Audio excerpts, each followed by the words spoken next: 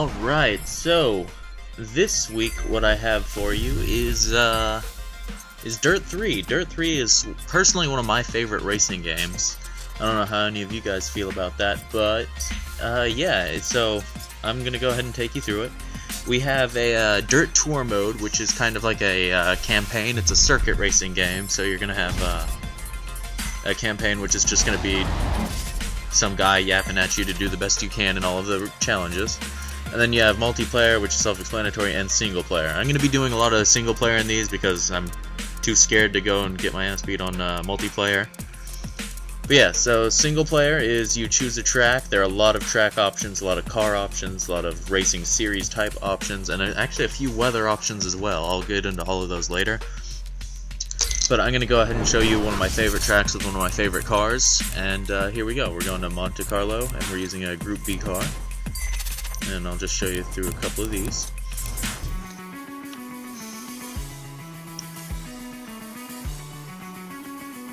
Alright, so here we are, track, loading screen. As far as customization on the car goes, you get to choose which livery or paint scheme you go into the race with.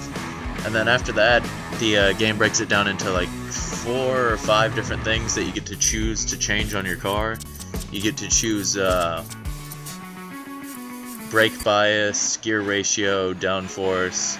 Like nothing like changing your engine type, because in racing it's all, you have to go by the racing specs, so you don't get to change that much.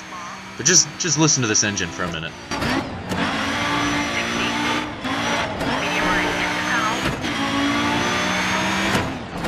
Alright, but anyways, so if you do mess up, like Forza Motorsports, there is a flashback system. You get 5 per race, and in multiplayer you can change the options up.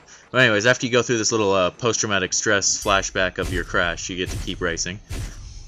And yeah, so you go around, there are other people on the course with you. I don't know how much of you guys actually know about Rally, but typically it's one car on the course at a time, or like 15-minute gaps between them. But yeah, it's significantly less than this. It's a video game. They can afford to do that. You don't have to worry about that. There's a pretty nice replay system. They get some nice angles going on all of that stuff. I was actually surprised by how nice the angles were, considering Forza usually shows me like the tailpipe of my car for a good 10 to 15 seconds in the replays.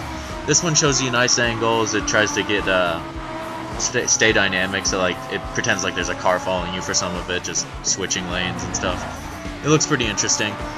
There's also a co-driver, as you can see, and poor guy, if you knock off the door, he gets to be really cold. There are other racing types as well, like I mentioned before, and here's another one. I get to do circuit racing, and this is at the Aspen Winter Games track, so you get to also get some snow and ice weather in there. And that stuff actually goes by pretty quick. Those laps are fast, the other cars are fast, but that's like rallycross style. And that's what that event is. And then they also have a Gymkhana event type, which is point-based. You get different points for doing different tricks. You do a trick too much, it gets a little stale. But yeah, they get you get a good variety of racing types here. And yeah, there's a spin move, there's donuts, there's getting air, there's smashing little blocks, and there's drifting in those as well. And then also that throws you right into truck mode, which eventually just becomes like a demolition derby. I don't know how many of you guys like trucks. I personally don't. But yeah, that's about it. This is Dirt 3. I hope you guys like it. And I'll be coming back very shortly with Borderlands 2 or Metro 2033. Thanks, everyone.